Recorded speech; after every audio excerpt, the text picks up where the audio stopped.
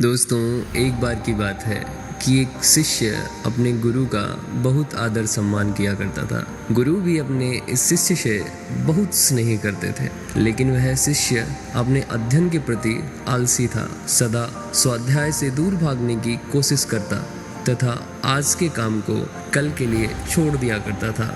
अब गुरुजी कुछ चिंतित रहने लगे कि कहीं उनका यह शिष्य जीवन संग्राम में पराजित न हो जाए। आलस्य में व्यक्ति को अकर्मण्य बनाने की पूरी सामर्थ्य होती है। ऐसा व्यक्ति बिना परिश्रम के ही फलोपभोग की कामना करता है। वह शीघ्र निर्णय नहीं ले सकता और यदि ले भी लेता है तो उसे कार्यान्वित नहीं कर पाता। यहाँ तक कि अपने पर्यावरण के प्रति भी सजग नहीं रहता है और न भाग्य द्वारा प्रदत्त सुअवसरों का लाभ उठाने की कला में ही प्रवीण हो पाता है। उन्होंने मन ही मन अपने शिष्य के कल्याण के लिए एक योजना बना ली। एक दिन एक काले पत्थर का टुकड़ा उनके हाथ में देते हुए गुरुजी ने कहा, मैं तुम्हें यह जादुई पत्थर का टुकड़ा 2 दिन के लिए देकर कहीं दूसरे गांव जा रहा हूँ। जिस भी लोहे की वस्तु को तुम इससे स्पर्श करोगे वह स्वर्ण में परिवर्तित हो जाएगी, पर याद रहे कि दूसरे दिन सूर्यास्त के पश्चात इसे तुमसे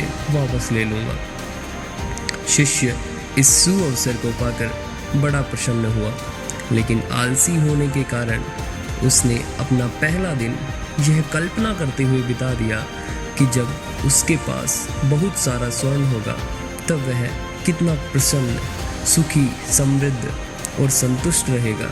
इतने नौकर चाकर होंगे कि उसे पानी पीने के लिए भी नहीं उठना पड़ेगा। फिर दूसरे दिन जब वह प्रातःकाल जगा, उसे अच्छी तरह से स्मरण था कि आज स्वर्ण पाने का दूसरा और अंतिम दिन है। उसने मन में पक्का विचार किया कि आज वह गुरुजी द्वारा दिए गए काले पत्थर का लाभ जरूर उठाएगा। उसने निश्चय किया कि वो बाजार से लोहे के बड़े बड़े सामान खरीद कर लाएगा और उन्हें स्वर्ण में परिवर्तित करेगा।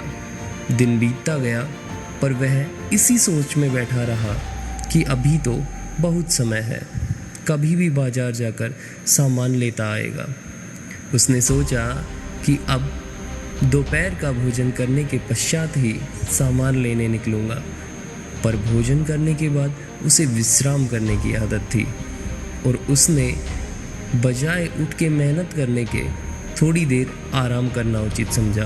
पर आलस्य से परिपूर्ण उसका शरीर नींद की गहराइयों में खो गया और जब वो उठा तो सूर्यास्त होने को था। अब वह जल्दी जल्दी बाजार की तरफ भागने लगा, पर रास्ते में ही उसे गुरुजी मिल गए। उनको देखते ही वह उनके चरणों में गिरकर उस जादुई पत्थर को एक दिन और अपने पास रखने के लिए याचना करने लगा, लेकिन गुरुजी नहीं माने और उस शिष्य का धनी होने का सपना चूर चूर हो गया। पर इस घटना की वजह से शिष्य को एक बहुत बड़ी सीख मिल गई। उसे अपने आलस्य पर पछतावा होने लगा। वह समझ गया कि आलस्य उसके जीवन के लिए एक अभिशाप है और उसने प्रण किया कि अब वो कभी भी काम से जी नहीं चुराएगा और एक कर्मठ, सजग और सक्रिय व्यक्ति बनकर दिखाएगा।